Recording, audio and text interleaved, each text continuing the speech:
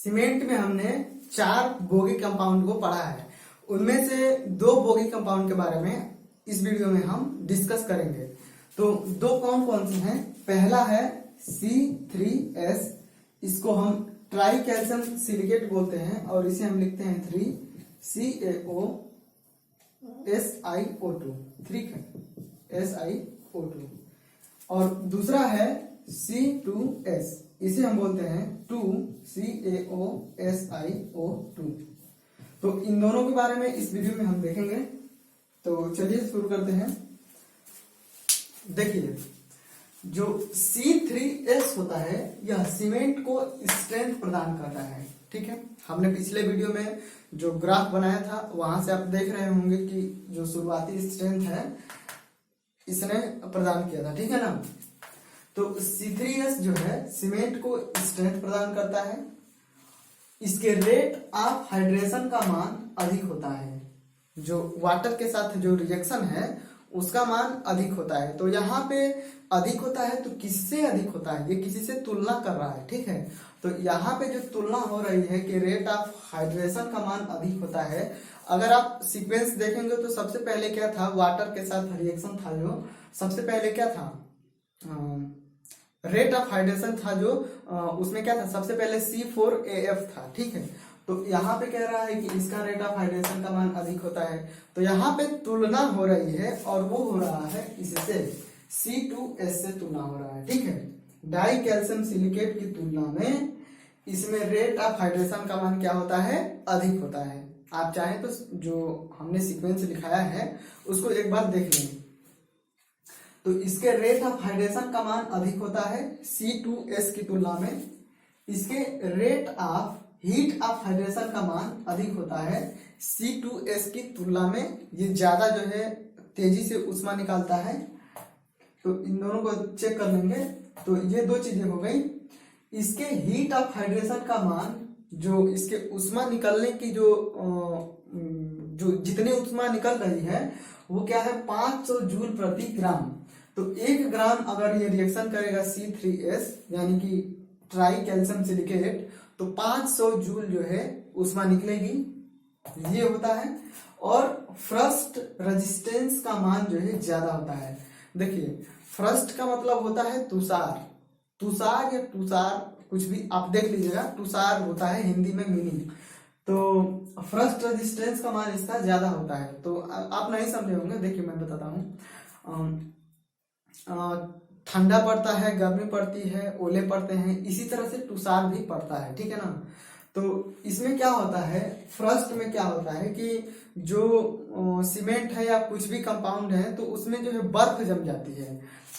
आप ऐसे समझिए कि मान लीजिए कि ये कोई सीमेंट का ब्लॉक है या कुछ भी है, तो इसको हमने ढाला है, ठीक है ना, इसको हमने ढाल दिया है इस स्थिति में। तो इसमें तो शुरू में क्या रहेगा? वाटर भी रहेगा ना, शुरू में वाटर रहेगा। तो वाटर क्या होगा? बर्फ बन जाएगा। तो इसी को हम बोलते हैं तुषार पड़ना। और तुषार में शायद बर्फ ही पड़ता है, ठीक है। तो जो वाटर होते हैं वो जम जाते हैं। तो फ्रस्ट का मान होता है तुषार। तो फ्रस्ट रेजिस्टेंस का मतलब है कि ये जो बर्फ जम रहा है उसको जमने नहीं देता, ठीक है ना। फ्रस्ट रेजिस्टेंस का मतलब है कि जो बर्फ जम रहा है उसका ये प्रतिरोध करेगा, ठीक है। तो ये क्या होगा? फ्रस्ट रेजिस्टेंस का मान जो है इसमें ज्यादा होता है, मतलब कि ये जल्दी जो है बर्फ नहीं बनने देगा, जो वाटर रहेगा उसको। तो फ्रस्ट में क्या होता है कि अगर कुछ भी है, सॉइल है, पेड़ है, टंकी है, पाइप है, कुछ भी है, तो उसमें जो वाटर होता है वो बर्फ बन जाता है, ठीक है ना। तो इसका ये रजिस्ट करता है और इसको जो है बनने नहीं देता। क्या नहीं बनने देता? बर्फ में इसको कन्वर्ट नहीं होने देता। तो इसके 2 रीजन हो सकते हैं। अभी चलिए उसको मैं बताऊंगा। इसमें केमिकल अटैक सहने की क्षमता कम होती है, इसको भी मैं बताऊंगा कि क्यों कम होती है और ये भी क्यों कम होता है। तो इसके क्या होते हैं? इसमें केमिकल अटैक सहने की क्षमता क्या होती है? कम होती है। वाटर के रिएक्शन करके वाटर के साथ रिएक्शन करके कैल्शियम सिलिकेट हाइड्रेट नामक कंपाउंड बनाता है। तो जो C3S जो है ट्राई कैल्शियम सिलिकेट C3S, ये क्या करता है, वाटर के साथ जब रिएक्शन करता है तो कैल्शियम सिलिकेट हाइड्रेट क्या होता है, कंपाउंड बनाता है। ठीक है, इसे मैं मिटा देता हूँ। तो देखिए यहाँ पे C3S है, इसको देखिए ये जो है इसी को हम C3S बोलते हैं। तो C3S जो है वाटर के साथ रिएक्शन किया है और ये जो कंपाउंड बना है CSH जेल, इसी को कैल्शियम सिलिकेट हाइड्रेट बोलते हैं। ठीक है, ये कंपाउंड बनाता है। ठीक है ना। अब जेल क्या होता है आप लोग समझते होंगे। देखिए मुझे मेरी समझ से तो जो हम लोग फेस वॉश लगाते हैं वो फेस वॉश जो है जिस स्थिति में रहता है उसी को जेल कहते हैं। तो जब हम सीमेंट में वाटर मिलाते हैं तो ऐसा ही कुछ चिपचिपा सा बनता है। ठीक है ना, तो वो एक जेल टाइप का होता है। तो जब हम वाटर मिलाएंगे, सीमेंट में वाटर मिलाते हैं तो वही बनेगा लिबिडवा सा, तो उसे क्या बोलते हैं, कैल्शियम सिलिकेट हाइड्रेट। तो CSH जेल बोलते हैं। ठीक है, और ये बनेगा और फिर क्या बनेगा, ट्राई जो है 3CaOH ट्वाइस कैल्शियम हाइड्रोक्साइड। ठीक है ना, ये क्या है, बुझा हुआ चूना है। हमने चूने में पढ़ा है, जब चूने को बुझाते हैं तो यही कंपाउंड बनता है CaOH ट्वाइस, और ये क्या होता है, वाटर में घुल जाता है जल्दी से। तो देखिए यहाँ पे जो H है, कहाँ लिखा है, ये जो H है, तो H का मतलब है कि H2O। ठीक है ना, देखिए यहाँ पे H है, इसका मतलब है H2O, आप लोग लिख लेंगे इसको। ठीक है, और C3S जो है, C3S का मतलब है कि ये वाला कंपाउंड है, तो आप लोग जानते हैं, इसको लिख लेंगे। तो ये हो गया कि ये वाटर के साथ रिएक्शन करके कैल्शियम सिलिकेट हाइड्रेट जो है कंपाउंड बनाता है। अब देखिए आगे देखते हैं, calcium silicate hydrate CSH gel को टोबरमोराइट जेल कहते हैं। इसे क्या कहते हैं, ये जो कंपाउंड बना है कैल्शियम सिलिकेट हाइड्रेट जो कंपाउंड बना है, इसे बोलते हैं टोबरमोराइट। इस नाम को याद रखेंगे, ये पेपर में पूछा भी है। तो CSH जो जेल है इसे हम टोबरमोराइट जेल कहते हैं। यह जो है सीमेंट को स्ट्रेंथ प्रदान करता है। अब जो यही जो बना है, यही सीमेंट को मेनली क्या करता है, स्ट्रेंथ प्रदान करता है। ठीक है, इसकी मात्रा बढ़ाने से सीमेंट की घुलनशीलता बढ़ जाती है। इसकी मात्रा बढ़ाएंगे तो सीमेंट की सॉल्युबिलिटी बढ़ जाएगी। तो देखिए सॉल्युबिलिटी बढ़ने का यहाँ पे मतलब ये है कि जो ट्राई कैल्शियम सिलिकेट है वो वाटर के साथ रिएक्शन किया और CSH जेल बनाया, जिसे हम टोबरमोराइट कहते हैं। तो ये तो स्ट्रेंथ प्रदान करेगा। ठीक है, लेकिन ये वाला जो कंपाउंड है ये भी तो बना, इसने रिएक्शन किया तो 3CaOH ट्वाइस कैल्शियम हाइड्रोक्साइड का 3 कंपाउंड बना। तो ये क्या होता है, ये वाटर में सॉल्युबल होता है। ठीक है ना, ये क्या होता है, वाटर में सॉल्युबल होता है और यही वाटर में घुल जाता है और घुल करके बाहर निकलता है। तो यहाँ पे इस वाली लाइन लिखने का मतलब यही है कि इसकी मात्रा बढ़ाने से, किसकी मात्रा बढ़ाने से, तो जो C3S है इसकी मात्रा बढ़ाने से इसकी घुलनशीलता क्या होगी, बढ़ जाएगी। तो ये कंपाउंड जो है रिएक्शन करेगा तो ज्यादा मात्रा में है, 3 है, इसके तीन अणु है, यहाँ पे क्या है, एक ही अणु है। तो ये 3 मॉलिक्यूल है इसके, तो ये वाटर में क्या होगा, घुलने लगेगा। तो इसी वजह से अगर हम C3S की मात्रा बढ़ाएंगे तो इसकी वाटर के साथ जो सॉल्युबिलिटी है वो क्या होगी, बढ़ जाएगी। ठीक है, अब यहाँ पे आते हैं कि इसके केमिकल अटैक सहने की क्षमता कम हो जाती है। तो हमने सॉइल मैकेनिक्स में फेज डायग्राम पढ़ा है। ठीक है, हमने सॉइल मैकेनिक्स में फेज डायग्राम क्या है, पढ़ा है। और नीचे क्या होता है, सॉइल सॉलिड होता है और फिर इधर वाटर होता है और इधर क्या होता है, एयर होता है। ठीक है, ये वाटर हो गया और इधर क्या हो गया, एयर हो गया। तो अब देखिए जब हमने कंक्रीट बनाया है, जो मसाला बनाया है, तो मसाले में तो क्या है, गिट्टी है, बालू है, सीमेंट है। तो सीमेंट के पार्टिकल होंगे ना, और फिर उसमें क्या है, वाटर है। तो वाटर के साथ जो ये वाला कंपाउंड है ये घुल करके, और वाटर क्या होता है, जब सीमेंट सूखने लगता है तो वाटर वाष्पित होकर बाहर निकल जाता है और बाकी उसमें बचते क्या है, उसमें बचते हैं वॉइड्स, रंध्र। जब वो कंक्रीट सूख जाती है तो उसमें वाटर जितना रहेगा वो तो निकल जाएगा ना, कि उसी में रहेगा, वो सूख करके वाटर निकल जाता है वाष्पित होकर के, और उसके स्थान पे जितने स्थान में वो क्या था, वाटर था, तो वाटर के साथ ये भी घुल के निकल गया, क्योंकि ये वाटर के साथ सलूबल है, ये हाइड्रेटेड लाइम है, तो ये भी क्या करता है, घुल के ये भी बाहर निकल जाता है। तो इसके स्थान पे जो खाली स्थान बचा है, तो वो क्या हो गया, वो तो वॉइड्स बन गया ना, खाली स्थान हो गया, इसके स्थान पे क्या हो गए, खाली स्थान हो गए। तो अगर मान लीजिए कि ये कोई कॉलम है या कुछ भी है स्ट्रक्चर, तो इसमें जो CaOH वाइस था, जो ये वाटर के साथ घुल करके और बाहर निकल गया, तो खाली स्थान बना दिया, तो अब वॉइड्स है वहां पे, ठीक है। तो केमिकल अटैक सहने की क्षमता कम हो जाएगी। तो अगर कोई केमिकली आसपास केमिकल है, या एसिड रेन हो रही है, जो एसिड रेन है वो भी तो एक प्रकार का केमिकल है, या ऐसी जगहों पे है जहाँ पे जैसे मान लीजिए समुद्री पानी है, तो उसमें कितने सारे केमिकल होते हैं, या स्ट्रक्चर ऐसी जगहों पे है जहाँ पे केमिकल से वो प्रभावित हो रहा है, तो इसमें जो रंध्र बने हैं, तो ये केमिकल जो आएगा वो क्या होगा, रंध्रों में क्या होगा, जाके भर जाएगा। तो जितने ज्यादा वॉइड्स होंगे उतने ज्यादा वॉइड्स में क्या होगा, केमिकल जाके रह जाएगा। अब वो वॉइड्स है तो उसमें खाली स्थान है, तो वो क्या करेगा, वहीं पे वो अपना जगह बना लेगा, ठीक है। अब वो क्या करेगा कि इसके साथ रिएक्शन करके इसको खराब करने लगेगा। तो यही मतलब है कि जो C3S है, इसमें जो है केमिकल अटैक सहने की क्षमता कम होती है। कम इसीलिए होती है क्योंकि ये जो 3CaOH ट्वाइस जो कंपाउंड है, ये बहुत ज्यादा मात्रा में बनता है और वाटर के साथ घुल करके निकल जाता है, और बहुत सारे जो है वॉइड्स उत्पन्न हो जाते हैं, और उन वॉइड्स के कारण जो है अगर केमिकल के प्रभाव में आता है स्ट्रक्चर, तो वो क्या है, खराब होने लगता है। तो ये अगर कम निकलेगा तो केमिकल प्रभाव सहने की क्षमता ज्यादा होगी, लेकिन इसके निकलने से क्या है कि केमिकल प्रभाव सहने की क्षमता क्या है, इसकी कम है, ठीक है। अब एक और चीज देखते हैं कि इसके क्या है, फ्रस्ट रेजिस्टेंस का मान क्या है, ज्यादा होता है। तो फ्रस्ट रेजिस्टेंस का मान ज्यादा इस वजह से होता है क्योंकि यहाँ पे देखिए ये 500 जूल प्रति ग्राम की दर से क्या है कि हीट जनरेट कर रहा है। तो अगर उष्मा जनरेट होगी तो वाटर को जो है जमने नहीं देगा। तो एक तो वजह ये हो गई, और दूसरा ये हो गया कि ये जो है 28 दिनों में क्या करता है कि स्ट्रेंथ बहुत तेजी से ग्रहण करता है C2S की तुलना में, ठीक है। C2S की तुलना में ये स्ट्रेंथ बहुत तेजी से ग्रहण करता है, तो ये जल्दी स्ट्रेंथ ग्रहण करेगा।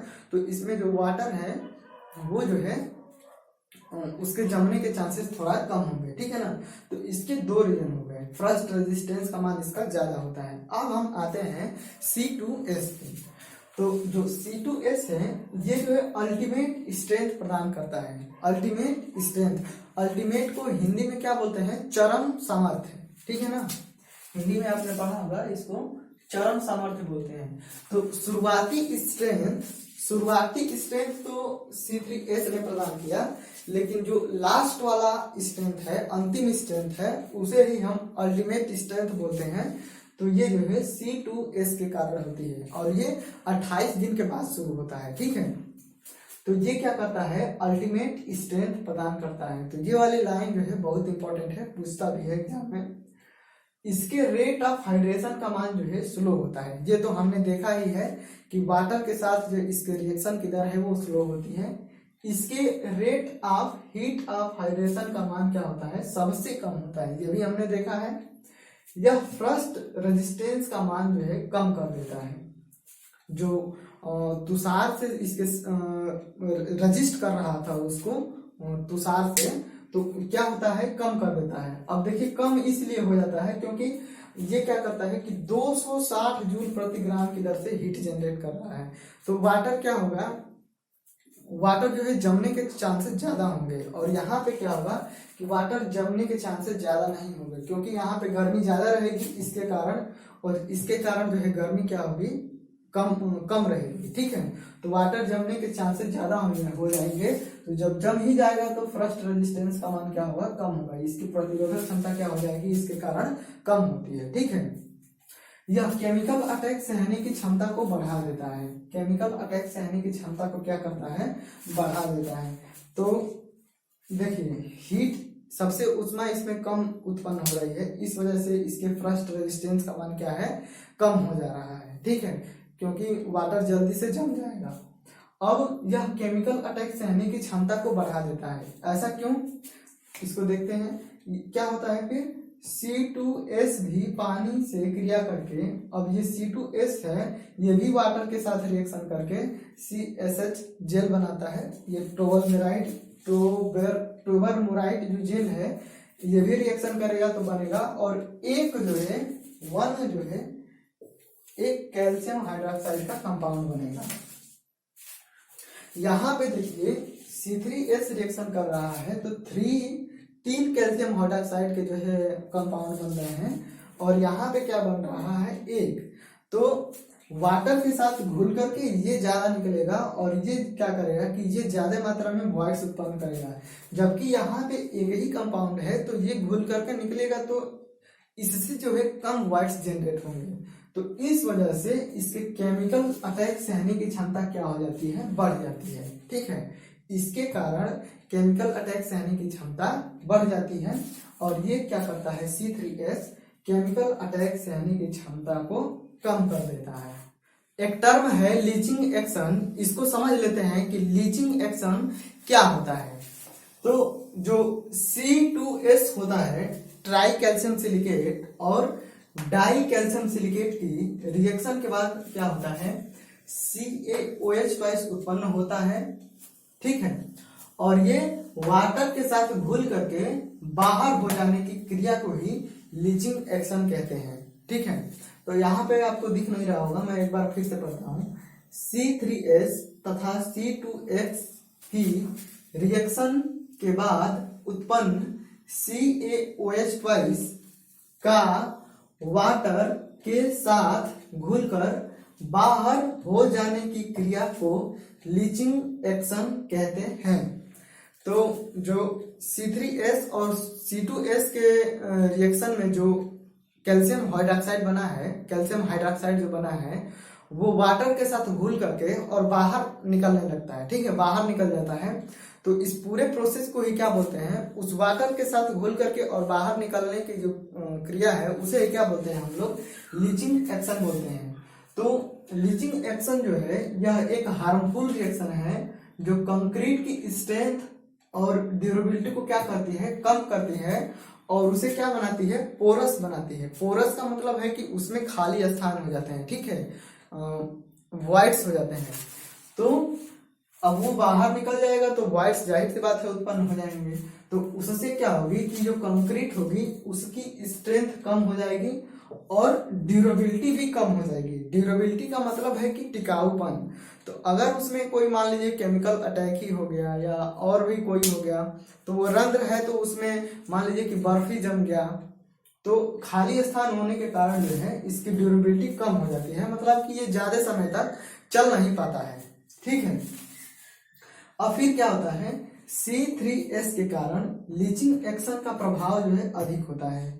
C3S के कारण लीचिंग एक्शन का प्रभाव अधिक होता है जबकि C2S के कारण जो है कम होता है, क्योंकि C2S C3S की तुलना में कम CaOH उत्पन्न करता है। तो ये हमने देखा है रिएक्शन में, हमने अभी लिखा था कि जो C2S से अगर वाटर रिएक्शन करेगा तो वहां पे क्या होगा, कम, मतलब एक CaOH जो है बनेगा, एक CaOH बनेगा, लेकिन C3S जब वाटर के साथ रिएक्शन करेगा तो इसके 3 जो है अणु बनेंगे, ठीक है, ये जो है 3 बनेगा। तो इस वजह से C2S जो है C3S की तुलना में कम CaOH जो है उत्पन्न करता है। तो इस वजह से इसमें लीचिंग एक्शन का मान, किसमें, C2S में लीचिंग एक्शन का मान क्या होता है, कम होता है। C2S की मात्रा बढ़ाने पर लीचिंग एक्शन का मान क्या होता है, कम हो जाता है, और केमिकल अटैक सहने की क्षमता क्या होती है, बढ़ जाती है। तो अगर हम C2S की मात्रा बढ़ा दें सीमेंट में तो क्या होगा कि लीचिंग एक्शन का मान कम हो जाएगा। क्यों कम हो जाएगा, क्योंकि जो C3S जो था वो 3CaOH ट्वाइस जो उत्पन्न कर रहा था, ये क्या होगा कि कम हो जाएगा। तो कम हो जाएगा तो घुल करके कम बाहर निकलेगा, तो कम बाहर निकलेगा तो कम रंध्र बनेंगे, कम पोरस बनेंगे। तो कम पोरस बनेंगे तो केमिकल अटैक सहने की क्षमता क्या होगी, अपने आप क्या होगी, बढ़ जाएगी। तो इसमें हमने, इस वीडियो में हमने देख लिया कि जो C3S है और C2S जो है वो उनका कार्य क्या होता है और किस किस तरह से वो अपना कार्य करते हैं, तो ये हमने देख लिया। अब अगले वीडियो में हम C3A और C4AF के बारे में देखेंगे। अगर आपको बहुत अच्छा लगा हो तो आप चैनल को सब्सक्राइब कर लीजिएगा, वीडियो को लाइक कर दीजिएगा और अपने दोस्तों के साथ भी शेयर कर दीजिएगा। जय हिंद।